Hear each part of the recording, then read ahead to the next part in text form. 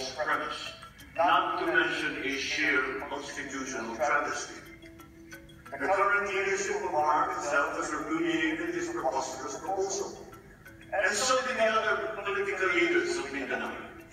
Because there can be, as in fact there is already, genuine and effective local autonomy throughout our country, especially in the North, without compromising our national integrity in the slightest degree.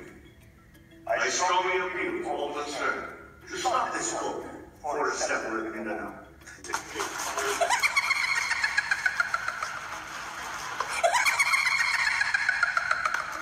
Hindi ito ang bagong Pilipinas at ating hinuhubog.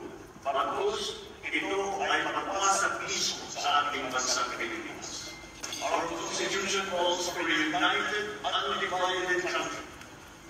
It calls for eternal cohesion. For this reason, unlike other constitutions, there is nothing in ours that allows the breaking up of this union, such as an exit provision. On the contrary, our Constitution does not recognize the right to rebellion, while our criminal laws punish it. Government has sternly enforced these laws to the letter and spirit, and this administration will be no exception. I have said it before, and I'll say it again here. Our national territory will not be diminished.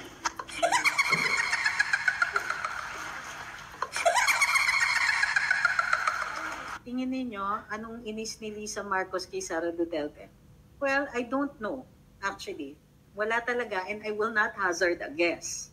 Ang importante lang is alam nating inis. Diba? We can find that out later on. Sabi ni Buboy Rodriguez, facts remain. If not for VP Inday, hindi talaga mananalo si BBM. Hindi lang yun. Yung rehabilitation ng pangalang Marcos nag-umpisa si Presidente Duterte. May half-hearted attempts yung dating Pangulong Gloria. Pero yung talagang rehabilitation, yung talagang paglibing, yung pag-angat uli ng pangalang Marcos became possible only under Rodrigo Duterte. So, di ba? Kung sinasabi ninyong it was VP Inday, well, it's VP Inday also, but it was also former President Duterte who cleaned up that name. Sabi ni Eileen, ang DA, si BBM, na nga humawak ng DA, di po ba walang nagawa, nakakainis, tapos sinisi pa kay PRD. Lahat ng mga nangyayari, isisend ko sa group chat na para alam nila. Yun. Sabi naman ni Ian, saludo ako sa iyo, pati ng moral mo, despite DWIZ issue, ginawa ko siya lang to see the many ang nangyari. Saan ka nahugot ng lakas na loob? Sanay. Kasi ang karamihan, hindi kasi ako kilala at hindi nila nalalaman na matagal na akong hasa sa laban. Hello, panahon ni Gloria, panahon ni Noynoy. Hanggang ngayon nga, may tampo pa si Presidente Gloria sa akin eh. Kasi akala niya, kasama ko yung mga nag-plot ng sa kanya eh. Hindi naman totoo. Ako yung abogado. Pero, panahon ni Noynoy, galit talaga si Presidente Noynoy sa akin. So dahil pino-point out ko, sir, grabe yung nabakbak ang moral ng military noon nung kinakausap niya mga representante ng mga separatist groups. Binibigyan niya ng lupa. Yung mga yon tinatawag na MNLF held territory, itong mga lugar na ito. Nakakaloka yun ha. Ano yun? Bibigay ka teritoryo. Alam ba kung giyera tayo noon? Treason yun.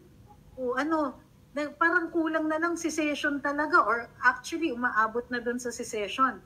Na sobrang inis ko, grabe yung bakbak ko sa kanya sa Facebook noon. Pinapa-aresto niya ako. So ito, panahon na to, daming nagsasabi niya, natatakot kami kasi ganito na nangyayari. Oh please. 2 beses, 3 beses may attempt na i-disappear ako. So yung mga yan, tanggal sa trabaho, I've done worse. Sabi ni Happy lang, tama naman ito. Hanggat di naranasan ng politiko natin na magutom, tuloy-tuloy pangungurap ng mga yan. Sabi ni Nuj, speak up, Attorney Quixie, be one of those brave warriors. Excuse me? Kanina pa ako nagsasalita dito ha.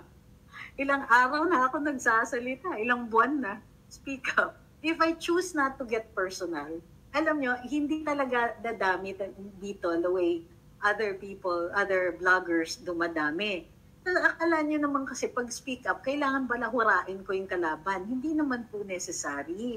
Galit ako sa pulisiya. Galit ako sa lack of leadership. But that's not enough for me na murahin itong mga to. Kasi nawawala yung message. Simple lang po yung message ko. Ngayon, itong People's Initiative, it's constitutionally and legally infirm. Pero tinutuloy ninyo, kaya napaghahalataan na may umaandar na pera dito. Huwag naman sana tayo gawing tanga nitong mga to. Akala nila makakalusot ito. On a non-existent law, paano hindi kayo magagalit? Paano hindi kayo maiinis? Pero even now, hindi pa rin ako nang babalahura. Hindi ko style yun. Kaya kung ang hinihingi ninyo ay yung style ng ibang tao, doon kayo sa ibang vlogger mag-abang. Hindi ko gagawin yan.